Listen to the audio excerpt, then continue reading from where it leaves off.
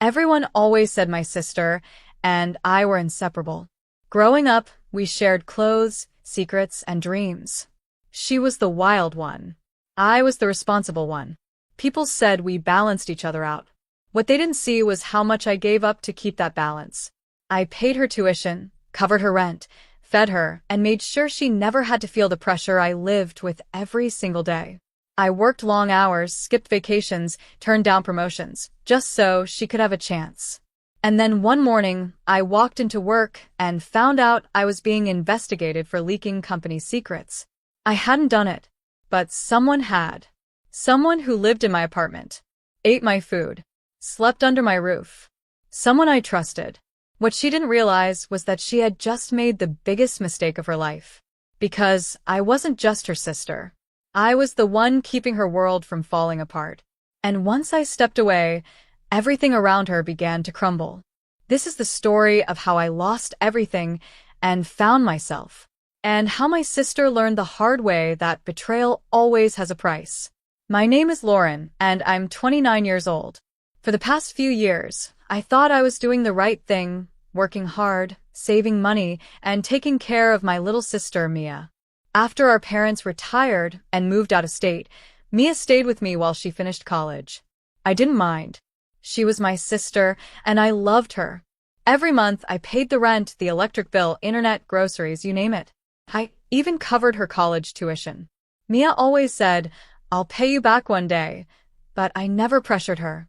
I figured once she graduated, she'd get a job, and we'd both be okay. To everyone on the outside, we looked like the perfect sisters. She'd post pictures of us on Instagram with captions like, "Thankful for my big sis," and people would comment things like, "You're so lucky to have each other." I used to smile when I read those. But looking back now, I feel sick. Because behind closed doors, things were different. Mia never helped around the house. Dirty dishes? Left for me. Bills? I handled them. And when I tried to talk to her about responsibility, she'd roll her eyes and say, "You sound like Mom. Chill." One evening, I came home from work, tired and drained, only to find her throwing a little party in our living room. Music blasting. Drinks everywhere. Her friends laughing while sitting on my white couch with muddy shoes. I stood in the doorway and asked, "Mia, seriously? On a Tuesday night?" She smirked. "Relax, Lauren. You're always so uptight." I should have known then something was off, but I still brushed it off. I thought maybe I was just being too strict. Maybe I needed to let her enjoy her youth. But what I didn't know was that Mia was already planning to betray me in a way I never imagined. And once it started, there was no turning back. It was a Wednesday morning when everything changed. I walked into the office like usual, coffee in one hand, badge in the other. I had worked at that company for almost 6 years. I wasn't just good at my job, I was trusted, respected. I had just been assigned to a sensitive project, and I was proud of that. But the moment I stepped into my department, something felt off. My coworkers avoided eye contact. My manager, Mr. Bennett, called me into his office immediately. His face was serious. "Lauren," he said, folding his hands, "we received a concerning email this morning." My heart skipped. "What kind of email?" He turned his monitor, so I could see. My blood ran cold. It was an anonymous email addressed to the company's top executives. It claimed I had been leaking confidential client data to outside competitors for money. There were fake screenshots, random file names, and even quotes made to sound like I said them. I could barely breathe. "This is fake. I would never." "I believe you," he said quietly, "but the higher-ups want a full investigation. Until it's resolved, we're suspending you without pay." I just sat there, frozen. I had never felt so humiliated. Me? A traitor? I left the building like a zombie, not even knowing how I got back to my car. My hands were shaking so badly, I could barely hold the keys. And when I walked into the apartment that evening, guess what I saw? Mia. Sitting on the couch, watching a movie, eating takeout, acting like nothing happened. I stood there, bag still on my shoulder. "Mia, did you send an email to my boss?" She didn't even flinch. "What are you talking about?" My voice cracked. "Someone used our Wi-Fi. The email came from this address. The IT team traced the IP back here. Back to our apartment. Mia stared at the TV screen for a few seconds, then finally looked at me and said, "Maybe it's karma." I blinked. "What?" "You act like you're better than everyone," she snapped. "You get all the attention, the job, the money. I'm sick of it." I was speechless. This wasn't just jealousy, it was sabotage. And it hit me like a punch in the gut. I had been working myself to exhaustion to pay her bills. I gave up vacations, shopping, nights out with friends, all so she could have a comfortable life. And this was how she thanked me? That night, I didn't cry. I packed away every receipt, every invoice, every tuition payment I had made for her. Because I knew one thing. She wanted to destroy my life. But I wasn't going to let her. The next morning, I woke up early, earlier than usual. I sat at the kitchen table with a notepad and my laptop. For the first time in years, I was thinking about my future instead of Mia's. I opened my bank account. Over the past 3 years, I had spent nearly $42,000 on her education, living expenses, and everything in between. Tuition payments, rent, groceries, her books, her stupid online clothing orders that always arrived with my name on the shipping label. That was the last day I paid a single cent for her. I canceled the automatic rent transfer. I removed my card from her Uber Eats and Amazon accounts. I even emailed her university's financial office and said I would no longer be funding her tuition, and I attached every payment I had made on her behalf to prove I was not responsible anymore. At noon, I handed her a printed envelope. "What's this?" she asked, chewing gum like she couldn't care less. "Proof of every dollar I've spent on you," I said calmly. "I'm done." She laughed. "You're joking." I shook my head. "Figure it out on your own, Mia. You're an adult. You made your choices." Her smile slowly faded. "You can't just cut me off." "I can. And I just did." She jumped up, her voice rising. "I have midterms coming. Rent's due in 5 days. What am I supposed to do?" I didn't flinch. "Maybe you should have thought about that before trying to ruin my career," she screamed. "I only did that because you deserve to be knocked down a little." That sentence told me everything I needed to know. Mia had never seen me as her sister. I was just someone to compete with and use. Later that evening, our parents called me furious. Of course Mia had called them first. "She says you're throwing her out," my mother snapped. "I'm not throwing her out," I said. "I'm just done paying for everything. She can stay if she pulls her own weight." "She's stressed. She's in college. She's also a liar who tried to get me fired," I said coldly. "But I guess you don't care about that." The line went quiet. Then my father said, "If you can't support your sister, maybe you should find somewhere else to live." That's when I knew. It wasn't just Mia. They were all the same. So I packed my things again. Only this time, I left the apartment and the entire family behind. And I did it without looking back. But Mia had no idea.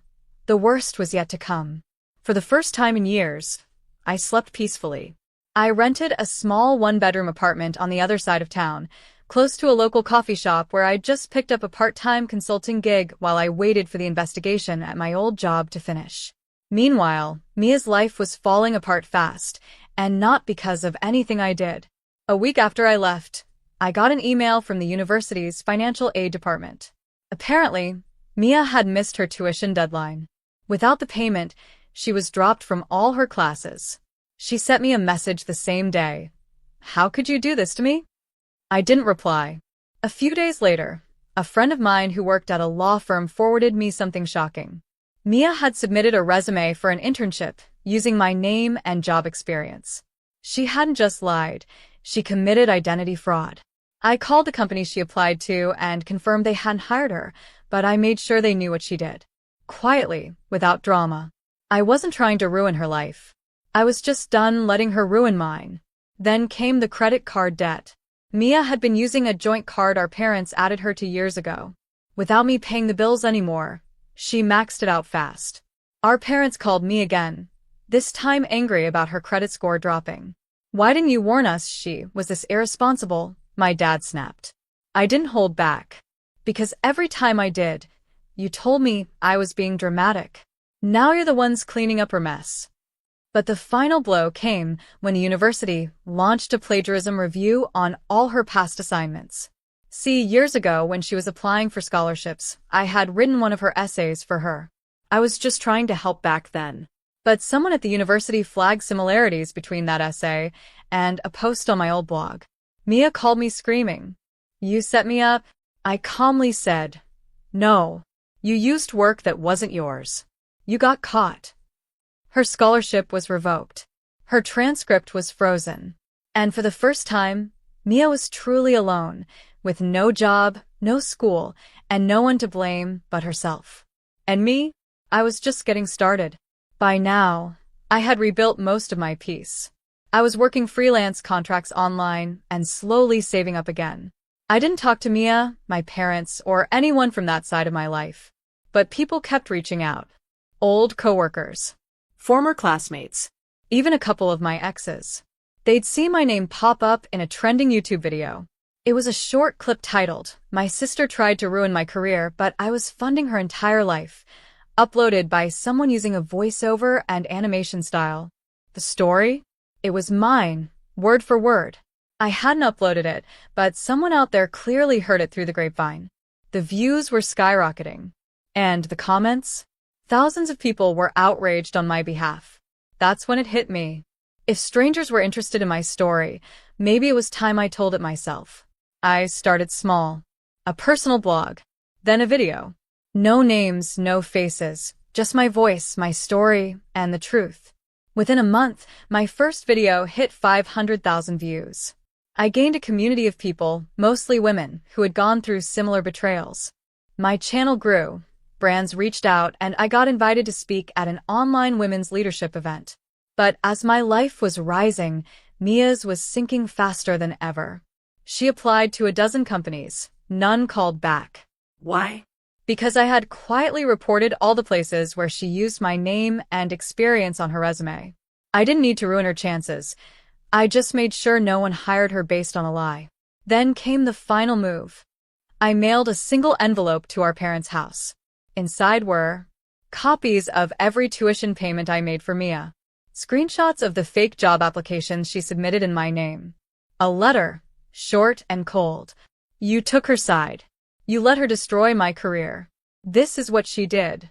Now you can fix it yourselves. 3 days later, my mom called. I let it ring. She tried again. Then a text. We didn't know. Please call us. I didn't. Because for the first time in my life, I wasn't begging for love or fairness. I had built something on my own, without anyone's help. And the person who once thought I couldn't survive without her was now begging for a job in my YouTube comments. It happened one rainy afternoon. I was at home editing a new video when there was a knock at the door. I checked the peephole. It was Mia, soaked from head to toe. No umbrella, no makeup, just a pale, exhausted version of the sister I once knew. I opened the door slowly, unsure if I should even say anything. She didn't wait for an invitation. Please, she said, stepping inside. I just need a place to stay for a few days. I'm not asking for money. I stayed silent.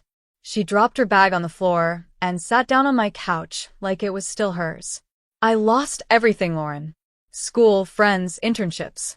Mom and Dad are furious with me. I don't know what else to do. I sat across from her. Calm. In control. Not out of revenge, but because I had moved on. Mia, I said, you didn't just make a mistake. You went out of your way to destroy me. And when I confronted you, you laughed. You said I deserved it. Her eyes filled with tears. I was jealous. Okay? I felt like I'd never measure up to you. Everyone always compared us. I never asked you to compete with me, I replied. I just wanted you to succeed. I sacrificed everything so you could have a shot at a better life. She looked down. I know. There was silence between us for a few seconds. Then she asked, can I stay? Just for a few weeks, until I get a job. I shook my head. No. You burned that bridge. Her face dropped. But we're sisters. Sisters don't sabotage each other, I said. Sisters don't lie to HR or commit fraud using each other's names. You're not here because you care. You're here because you have nowhere else to go. I stood and opened the door. Mia looked stunned. She waited for me to change my mind. I didn't. I hope you figure your life out, I said gently. But it won't be here. She walked out slowly, dragging her bag behind her. I closed the door, and this time, I didn't feel sad or guilty. I felt free. A few weeks after Mia showed up at my door, I received an email that changed everything. Subject: Case closed. Welcome back. My old company had finished their internal investigation. After going through all the digital trails, comparing timestamps, and verifying my devices, they confirmed what I already knew. I was innocent. The fake email? All traced back to Mia's login. Her browser history, her IP address, even her grammar style, it all matched. They apologized formally, reinstated me with back pay, and offered a promotion for how I had handled the situation with grace.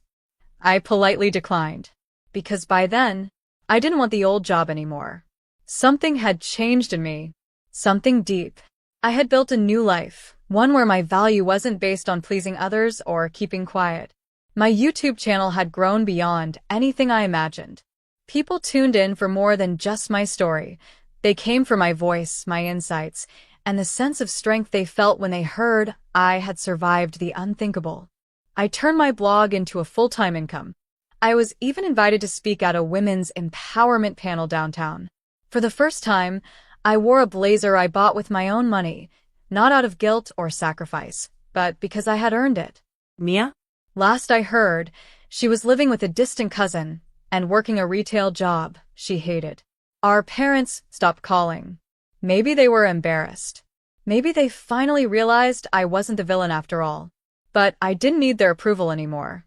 One evening, I sat on my new balcony, sipping coffee as the sun set over the skyline. I looked at the life I had rebuilt, not perfect but mine. And I whispered to myself, she tried to erase me, but I rewrote the story. This time, I was the author.